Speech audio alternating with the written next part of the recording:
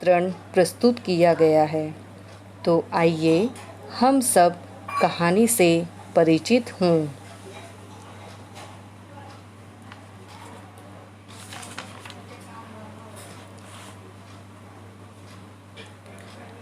रामू नाम का एक गरीब किसान था। वह चावल की खेती करता था। चावल पक जाने पर वह बाज़ार में उन्हें बेच आता और अपना गुजारा करता। रामू के साथ उसके घर में उसकी पत्नी निर्मा और इकलौता बेटा रिंकू रहता था।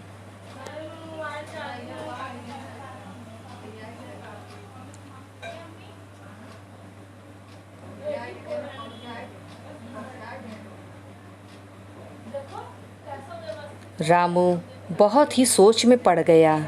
वह सोचने लगा, क्या पता कि किस तरह से इस खेती को, जो उपजे हुए अनाज हैं, उसे मैं किस तरह से बेचूं।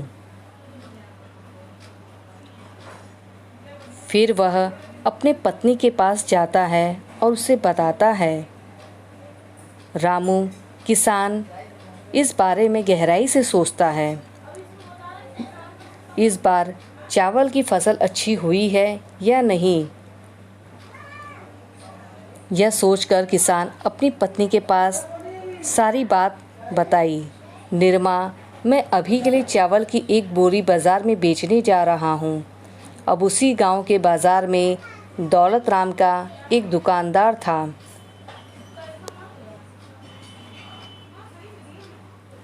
फिर वह सुबह हुई जहाँ पे उसने खेती की थी।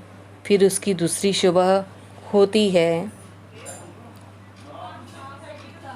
वह फिर अपनी पत्नी के पास जाता है और कहता है, मैं अब जा रहा हूँ दौलत राम के पास वह बोरियां बेचने के लिए।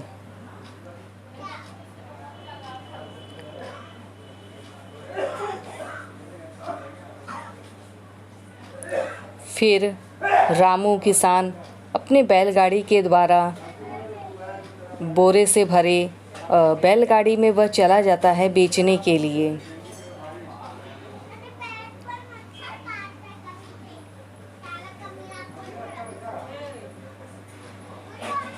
चावल, चीनी आदि का व्यापार करता था। उसने एक बोरी चावल के बदले चीनी खरीद ली थी। रामू किसान पहली बार दौलत राम की दुकान पर चावल बेचने गया था। उस समय दुकानदार ने बिना तौले चावल के बदले चीनी दे दी थी और दौलत राम बोला, सुनो रामू, अगली बार चावल का वज़न करके लाना है। ये चीनी की बोरी 50 किलो की है, इसीलिए इसके बदले तुम 50 किलो चावल लाना। रामू ने कहा, ठीक है सेठ जी, और किसी ने अपने घर चला गया। कुछ दिन बाद उसने वापस चावल बेचने को सोचा, परंतु इस बार उसने दुकानदार से खरीदी चीनी के बराबर चावल तौल दिया।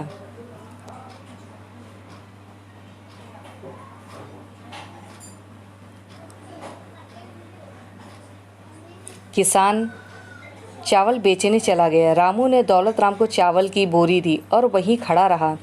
तभी दौलत राम ने सोचा, क्यों न चावल की बोरी को तौल कर देख लूं। जब दुकानदार ने चावल की बोरी को फैला तो वह हैरान रह गया। चावल की बोरी सिर्फ 45 किलो थी। उसने सोचा, यानी हर बार यह किसान 5 किलो चावल कम देता है। दुकानदार रामू पर बहुत गुस्सा आया और यह रामू से बोला, बेईमान, धोखेबाज, तुमने मेरे साथ धोखा किया है। मैं तुम जैसे झूठ और मक्कार इंसान के साथ सौदा नहीं करना चाहता। जो चावल मुझे बेचते हो वह हर बार 5 किलो कम देते हो, बेईमान कहीं के।